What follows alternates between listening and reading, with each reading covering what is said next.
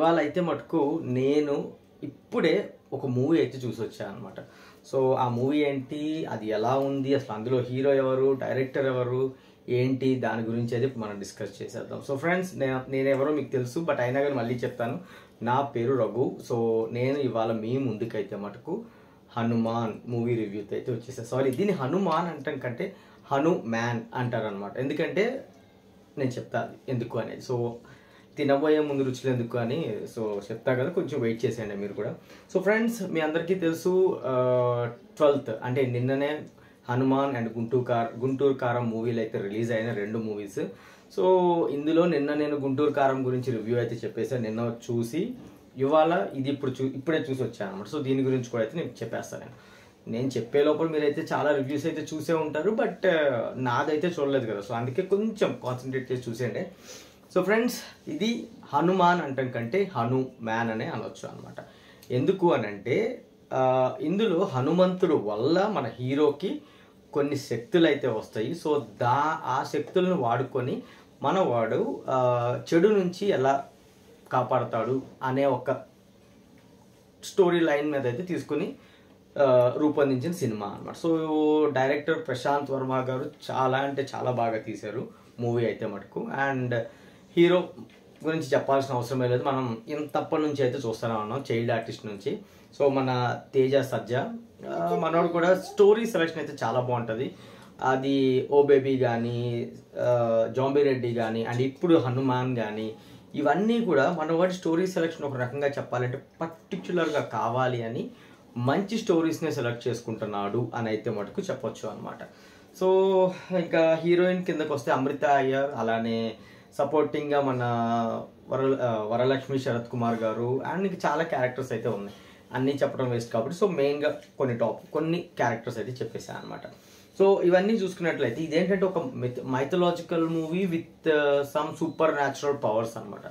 ఇప్పటి వరకు మనం మార్వెల్ సూపర్ న్యాచురల్ పవర్స్ గురించి చూసాము, బట్ ఇది ఏంటంటే దేవుడి దగ్గర నుంచి డైరెక్ట్గా హీరోకి కొన్ని పవర్స్ వస్తాయి. అంటే ఇలాంటి మూవీ కాదు కానీ, బట్ కొంచెం ఇలాంటి మూవీయే మనం కొన్ని ఇయర్స్ బ్యాక్ అయితే చూసాం. అది ఏ సంవత్సరం నాకు కరెక్ట్గా గుర్తులేదు, అందుకే కొన్ని ఇయర్స్ అన్నాను.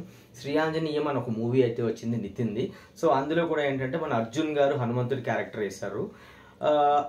అందరికీ కనిపించరు, ఓన్లీ మన నితిన్కి కనిపించి కొన్ని చెడుని గెలిచే కొన్ని సన్నివేశాల్లో అయితే హెల్ప్ చేసి ఆ మూవీ అయితే అట్లా ఆడేసింది. అప్పుడు అంత పెద్ద హిట్ కాదు, బట్ కొన్ని సాంగ్స్ అండ్ కొన్ని సీన్స్ అయితే ఆ మూవీలో హిట్ అయినాయి. సో ఇది ఏంటంటే అలా కాదు, ఇందులో మన హనుమంతుడి వల్ల కొన్ని పవర్స్ రావటం వల్ల సో మనవాడు ఎంత ఇదిగా ఉన్నాడు అనేది అయితే ఒక చిన్న మూవీ అయితే, అంటే దీనికి సెకండ్ పార్ట్ కూడా ఉందనుకోండి. ఇందులో మెయిన్ ఏంటంటే మూవీ చూస్తున్నంతసేపు గూస్ బంప్స్ అయితే వచ్చినాయి. అంటే మెయిన్గా కొన్ని సీన్స్ అయితే ఉన్నాయి, నిజంగా అంత పెద్ద డైరెక్టర్లు కూడా తీయలేకపోయారేమో అన్న ఆదిపురుష్ తీశారు, అది పెద్ద హిట్ అవుతుంది అండ్ ఒక మంచి రేంజ్లో వెళ్తుంది అని అయితే ఎక్స్పెక్ట్ చేశారు. అండ్ ఆదిపురుష్ టైంలోనే హనుమాన్ టీజర్ కూడా వదిలారు. సో బట్ అప్పుడు ఒక చిన్న కాంపిటీషన్ లాగా అయితే అనిపించారు అన్నిటికీ. ఆ కాంపిటీషన్ని నిజంగా అప్పుడే కనుక ఈ మూవీ కనుక రిలీజ్ అయినట్టయితే పక్క ఆదిపురుష్ అట్లా పక్కకి వెళ్ళిపోయేది అనమాట. ఆల్రెడీ ఇప్పుడు కూడా వెళ్ళిపోయింది, వెళ్ళలేదు అనుకోమాకండి, బట్ ఇంకా అసలు దూరంగా అయితే వెళ్ళిపోయేది. సో ఇప్పుడు ఏంటంటే మెయిన్గా నేను చెప్పేది స్టోరీ సెలెక్షన్ చాలా ఇంపార్టెంట్. అది ఏ హీరో అయినా కానీ, అది తేజ సజ్జా కానివ్వండి, ప్రభాస్ కానివ్వండి, లేకపోతే మన మహేష్ బాబు గారు కానివ్వండి, ఏదైనా కానీ స్టోరీ సెలెక్షన్ చాలా ఇంపార్టెంట్. డైరెక్టర్ పక్కన పెట్టండి, ఎందుకంటే వన్స్ ద స్టోరీ కనుక బాగుంటే ఆటోమేటిక్గా హీరో వెళ్ళిపోతాడు చూసుకుంటారు.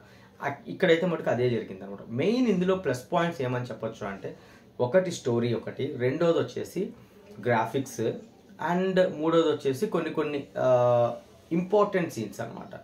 ఏవైతే మనకి ఒక టైంలో గూస్ బంప్స్ వచ్చి మనం నిజంగా థియేటర్లో లేచి గంతులేసి అరిచేసే అంత ఒక రేంజ్లో అయితే ఉన్నాయన్నమాట.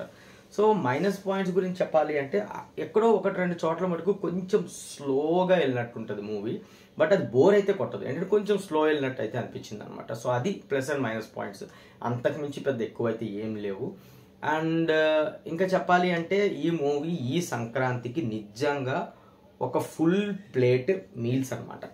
ఎందుకు అని అంటే మీకు ఫుల్ ప్లేట్ మీల్స్ అంటే నాన్ వెజ్ మీల్స్ అనుకోండి, వెజ్ మీల్స్ అనుకోండి, కడుపు నిండా తింటాం కదా, ఈ మూవీ చూసినంతసేపు కూడా మీకు అదే ఫీలింగ్ అయితే వస్తుంది. నిజంగా ఒక ఫ్యామిలీ, కిడ్స్ అండ్ ఒక ఏజ్ ఇదేం లేదు, ఎవరైనా కానీ చూడొచ్చు అండ్ ఎంజాయ్ చేస్తూ చూడొచ్చు అనమాట. సో ఫ్రెండ్స్, నేనైతే నాకు నచ్చిన విధంగా అంటే చూసిన తర్వాత నాకు ఏమనిపించింది, ఎలా అనిపించింది అయితే మీకు చెప్పేశాను. సో మీరు కనుక చూడని వాళ్ళు ఉంటే వెళ్ళి వెంటనే చూసేయండి. అలానే చూసిన వాళ్ళు ఉంటే మటుకు కామెంట్ సెక్షన్లో మీకు ఎలా అనిపించిందో అయితే చెప్పేయండి. సో ఫ్రెండ్స్, నేను ఈ వీడియో ఇక్కడితో అయితే క్లోజ్ చేసేస్తున్నాను. రేపటి వీడియోతో మళ్ళీ మీ ముందుకు వచ్చేస్తాను. అంతవరకు బాయ్ ఫ్రెండ్స్, టేక్ కేర్.